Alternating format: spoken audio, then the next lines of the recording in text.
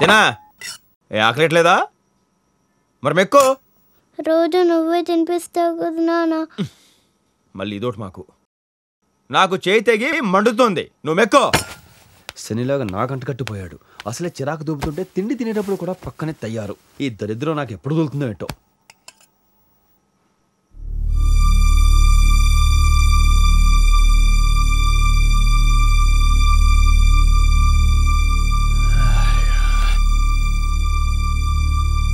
నాన్న